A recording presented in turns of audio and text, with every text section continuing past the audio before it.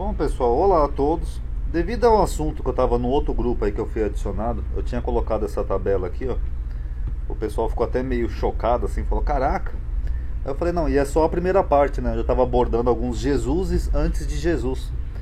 Aí eu decidi fazer mais uma parte desse vídeo e até retomar outros Jesuses, porque como eu falei, essa aqui é só a primeira parte. Então eu vou falar agora de mais um tema dessa série sobre Jesus antes de Jesus.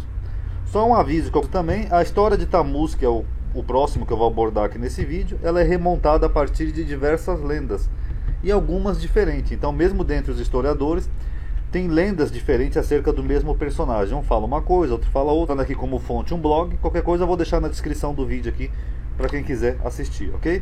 Alguns personagens anteriores a Jesus têm similaridades com eles. Eu tinha feito uma tabela aqui, ó.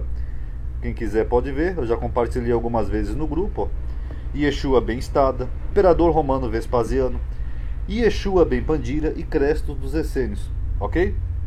E aqui eu coloquei as similaridades desses personagens com Jesus. Mas eu vou mostrar de novo no final essa tabelinha, tá? Então vamos ver agora mais um que tem similaridades com Jesus. E depois nós vamos ver outros, como Yeshua ben Gamala, e dentre outros eu tenho uma lista ali, mas como eu falei, é muito personagem. Para cada um levaria pelo menos um vídeo. Então, esses outros aqui eu vou falar mais para frente, tá? Nesse vídeo de hoje eu vou falar sobre Tammuz.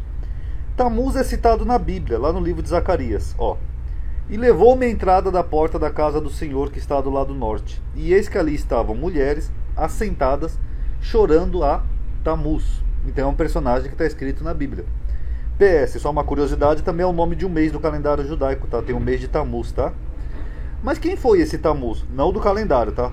O personagem aqui, tá? O calendário é só uma coincidência. A nossa história começa com Nimrod. Nimrod é citado aqui em Gênesis 10, versículo 8 ao 9. O Cush gerou Nimrod. Nimrod significa, para quem não sabe, grande, poderoso. E este começou a ser poderoso na terra.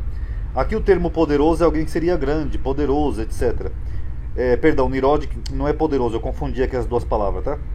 E este foi poderoso caçador diante da face do Senhor. Por isso se diz, como Nimrod, poderoso caçador diante do Senhor. E o princípio do seu reino foi Babel, a Babilônia. Então Nimrod foi um dos fundadores de Babilônia. Erech, Acade e Cainé, na terra do Shinar. Nimrod foi o rei de Babel, Babilônia, e se tornou um poderoso caçador perante Deus. Nimrod criou um sistema religioso idólatra em Babel, Babilônia, que em hebraico significa confusão. Só um adendo aqui, tá? Aqui do blog que eu peguei, Babel não é literalmente confusão, tá? Babel, segundo aqui naquele vídeo lá que eu já mostrei sobre a torre de Babel, na língua lá dos babilônicos, Babel era o portão dos deuses, tá? Eu até coloquei aqui, mas existe uma crença popular que eu acho que o autor do blog talvez desconheça, mas Babel não é bem confusão, tá? Nimrod transformou a verdade em mentira, confundindo os homens e levando-os às práticas ímpias. Há um antigo livro israelita chamado Sefer HaYashar, que seria o livro dos justos. Ele é mencionado em Josué 10:3 e no segundo livro de Samuel 1:18. Consta do Seder do livro dos justos que o propósito de Nimrod é o nome que denota rebelião. Então o nome de Nimrod vem da mesma raiz da palavra rebelião, né? Rebelde. E era levar os homens a se rebelarem contra Elohim, por meio de adoração de falsos deuses e do culto ao próprio Nimrod, como se ele fosse um próprio deus. Então Nimrod, só para entender aqui, para quem está acompanhando, ele criou uma religião e um culto onde ele mesmo era cultuado como se ele fosse um ser divino, uma divindade na Terra. Isso é o que relata esse livro, que talvez acho que nem existe mais, então sabe-se, acho que é mais de memória, que seria o livro dos justos. Então, a partir disso foi transmitida a tradição de que Nimrod seria um tipo de divindade, ok? E todas as nações ouviram falar de sua fama, de Nimrod, e eles ajuntaram-se a ele, inclinaram-se com o rosto em terra, e lhe fizeram oferendas. E ele, Nimrod, se tornou senhor e rei, e todos ficaram com ele na cidade de Shinar. Shinar é o vale aqui, ó, do Shinar. Tem um mapinha aqui, ó, para quem quiser ver, era onde era a Babilônia, tá? Nimrod reinou na terra sobre todos os filhos de Noé, e eles estavam todos sob o seu poder e domínio, tá? Então é basicamente isso a história de Nimrod. E toda a terra tinha uma só língua, e as palavras eram de união, mas Nimrod não ia pelos caminhos de Deus, e ele era mais perverso do que todos os homens, a partir dos dias do dilúvio até os seus dias. E ele fez deuses de madeira e de pedra, e inclinou-se até eles, e se rebelou contra Deus, e ensinou todos os seus súditos e os povos da terra sobre os seus caminhos impuros. Quando o poderoso rei Nirode morreu, a sua esposa Semíramis arquitetou um plano para manter-se no poder milagrosamente de Nirode. Então atente a esse detalhe, ó. Ela ficou grávida milagrosamente, sendo que Nirode já tinha morrido. Então o mais provável é que ela tenha tido um caso com alguém, um amante, sei lá. E depois ela inventou essa história de que ficou grávida milagrosamente, ou seja, sem relação sexual. E que daria à luz a um filho, chamando Tammuz, a reencarnação de Nirode. Na verdade, acredita-se, aí entra aquele ponto que eu falei no começo do vídeo, que a história tem mais de uma versão. E essa outra versão, acredita-se que Semíramis era a própria mãe de Nirode. Então eles tiveram uma relação incestuosa. Talvez até por isso Nirode tenha morrido por um castigo divino. E aí ela inventou essa história, depois que ela engravidou. Então tem as duas versões. Uns acham que ela engravidou de um amante, de um plebeu lá qualquer. E outros acham que ela engravidou do próprio filho, que Semíramis e Nirode seriam mãe e filho, tá? Então as duas versões aí. Assim, em aproximadamente 2000 a.C., criou-se um falso Messias, Tammuz, proveniente da semente da mulher. Tal mulher, que supostamente engravidou sem relações sexuais, note esse detalhe, passou a ser adorada como a mãe de Deus, a Madonna, ou a rainha dos céus. Então, na antiga religião babilônica, surgiu o culto da Virgem Mãe de Deus e do seu filho. Esse conceito pagão propagou-se, claro, foi se espalhando para outras crenças, uma aculturação, e se tornou a fonte de toda a idolatria que cobre a face da terra, uma vez que diversos povos incorporam tal pensamento profano.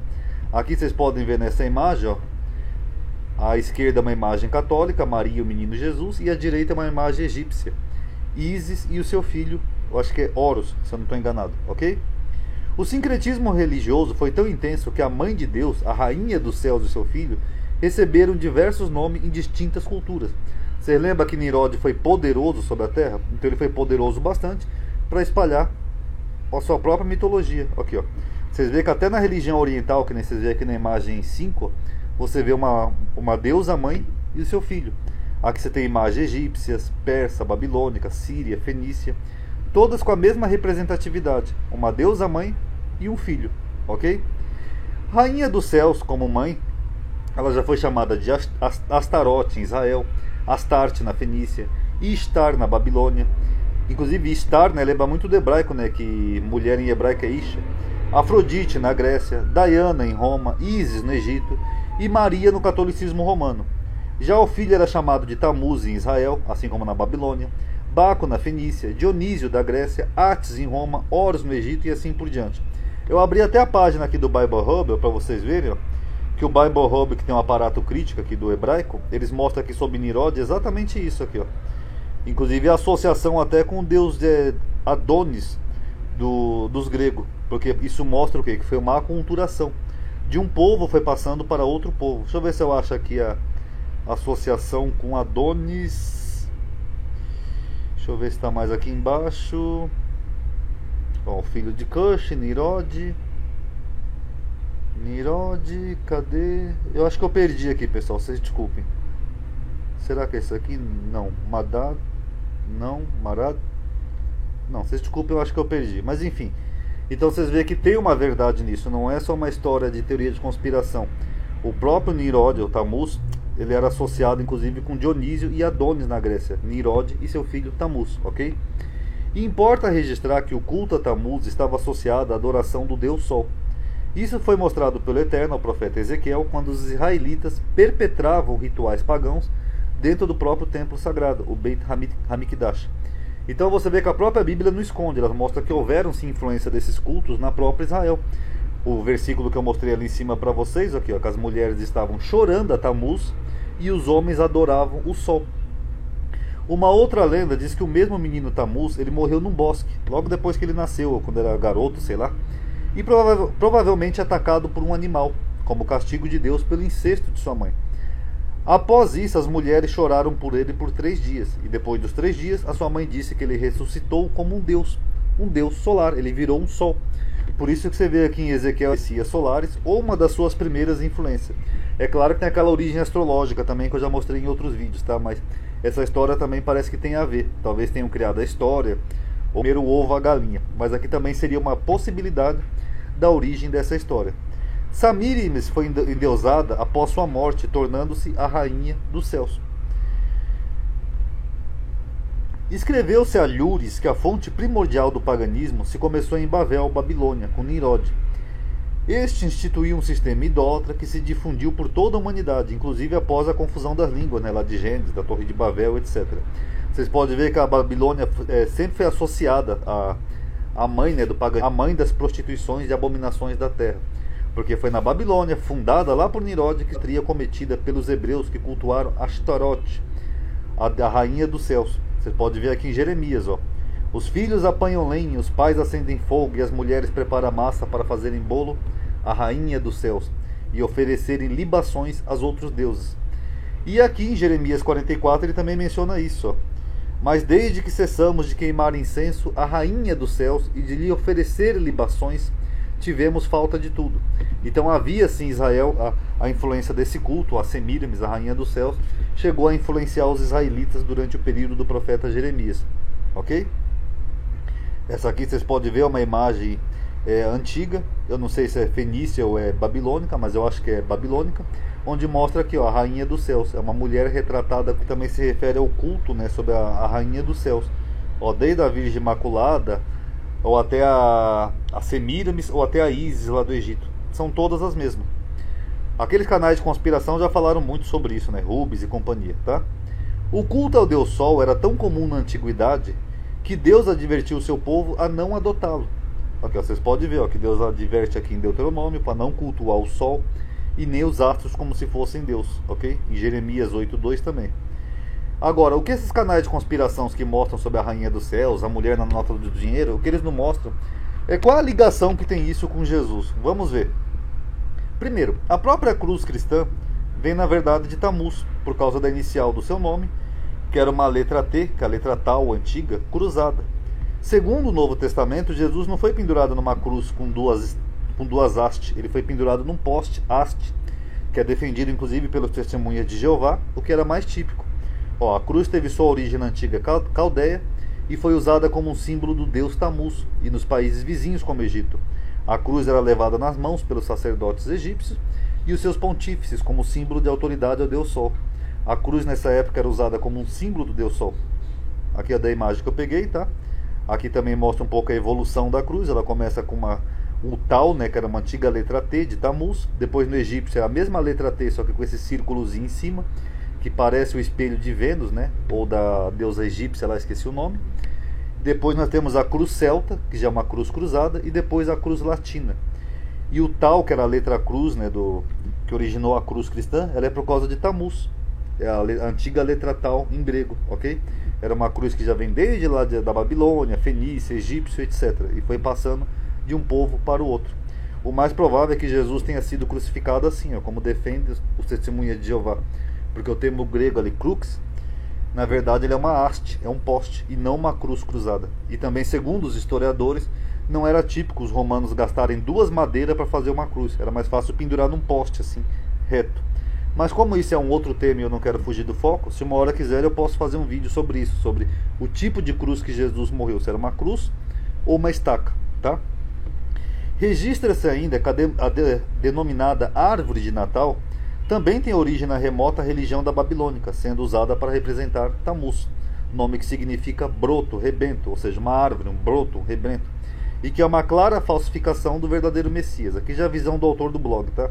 O broto, o rebento, mencionado em Isaías 11. Segundo a lenda, as mulheres enfeitavam os troncos, a lenda lá de Tammuz, por causa da morte de Tammuz, e iluminavam com velas. Então, deixa eu só fazer uma pausa aqui e explicar para vocês.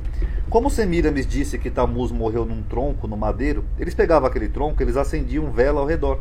Como até hoje é comum quando alguém morre, você pegar e acender uma vela. Vocês já viram na estrada, né? Quando às vezes alguém morre atropelado, as pessoas vão lá e colocam uma vela. Depois essa tradição de se acender vela, ela foi mudando. Quando chega lá nos nórdicos, o que eram velas começaram a ser luzes coloridas, como bolas e enfeites.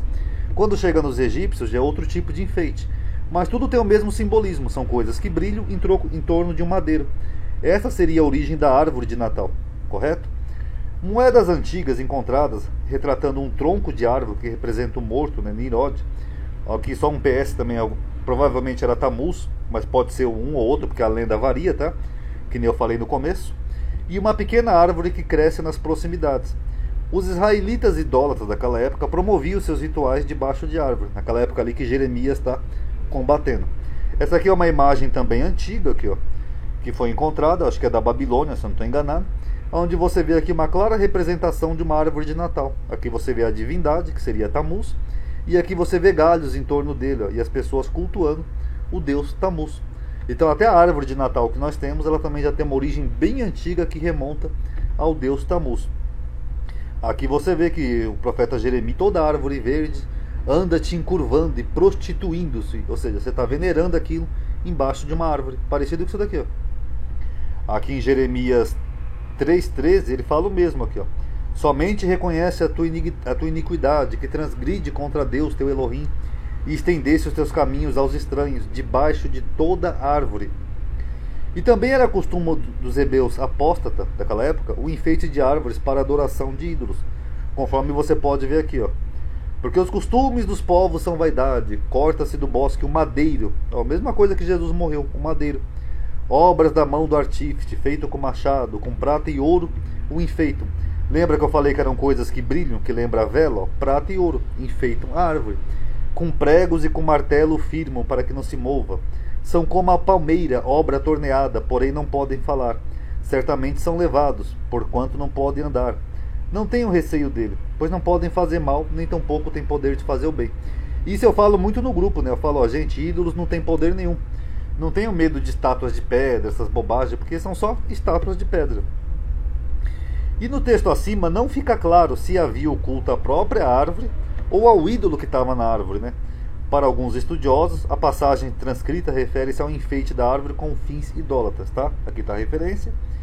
E Ed Stevens e James Stream argumentam que os egípcios usavam palmeiras, né? Como eu falei, cada cultura foi adaptando ao seu estilo, e os romanos pinheiros, para a adoração de seus deuses, o que posteriormente resultou na árvore de Natal. Ou seja, um madeiro cheio enfeitado de luzes, como se representasse isso, alguém que morreu no madeiro, e as velas ao redor, ok? Nas semelhanças na história com Jesus. Nasceu de uma virgem, os dois, que lá dá luz a um varão que haveria de reger as nações com a vara de ferro, etc e tal. Então os dois foram filhos de uma rainha dos céus. Os dois foram filhos de um semideus, né, uma divindade, no caso de Tammuz, uma falsa divindade Nimrod, e no caso de Jesus ele era o filho de Deus. Os dois morreram no madeiro, Tammuz morreu lá num bosque, e Jesus morreu lá numa haste, num poste. Os dois ressuscitaram depois de 3 dias como um deus. Tammuz virou o sol e Jesus também depois de 3 dias ascendeu aos céus. Ou seja, os dois viraram deus depois de sua morte. E as mulheres celebravam e choravam a morte dele. Assim como Jesus, as pessoas celebram. Muito a ver, é o nome, né, que Tammuz lembra o nome grego de Jesus, né, Jesus. Mas só como o nome de Jesus em hebraico, né, aramaico, lá, Yeshua, então eu não vou considerar isso. Mas só que na forma grega tem a ver. Tammuz e Jesus, tá? Só mais uma coincidência aí, mas que não é muito, não tem tanto a ver, tá? Então aquela tabelinha que eu mostrei ali no começo, agora ela ficou bem maior, ó. Deixa eu mostrar aqui pra vocês rapidinho, só pra finalizar aqui o vídeo, ó. Filho de Maria, foi pro Egito, curava as pessoas, morto na véspera da Páscoa. Os seus discípulos curavam o nome dele, foi pendurado. De Joséfo causou tumulto no templo, foi preso e flagelado, não falou nada em sua defesa, profetizou contra Jerusalém. Apolônio de Tiana, nem vou ler porque já falei muito de Apolônio. Filon de Alexandria, era o verbo encarnado, o Adão celeste, o Dimiurgo. Vespasiano, curou um cego cuspindo na mão, curou um homem com a mão atrofiada, fez dos homens pescadores de homem e mandou os porcos para o mar e perdoou um ladrão na cruz. Vamos ver agora aqui, ó, Ben Pandira, também era filho de Maria, criou na Galileia, dizia que era filho de uma virgem, curou leprosos, ressuscitou morto, foi chamado filho de Deus, entrou em Jerusalém no jumentinho, foi saudado pelas pessoas, dizia que ia subir aos céus, escapou de Jerusalém, alimentou uma multidão, tinha um rival chamado Judas, foi preso na véspera de Páscoa, recebeu uma coroa de discípulos, disseram que ele ascendeu aos céus. O Cresto dos Essênios era o mestre da justiça, pregava uma nova aliança, um apocalipse em breve, retornaria no fim dos dias, criticava os fariseus, dizia que havia um filho da luz e das trevas, batizava para a purificação, chamava a Deus de paz, pregava igualdade, exaltava os pobres, praticava a Eucaristia. E agora Tammuz, na mão de Deus, e sua morte é celebrada. Enfim, nós temos aqui cada vez mais toda essa tabelinha. Ainda falta o Ben Gamala, que eu falei ali, que talvez seja o próximo que eu vá mostrar, e mais alguns outros Jesuses antes de Jesus. Aí cada um tire suas conclusões. Mas é muita coincidência, né, que se você pegar todas essas histórias, esses personagens, você tem praticamente toda a história de Jesus, cada um pouquinho, tá bom? Paz a todos.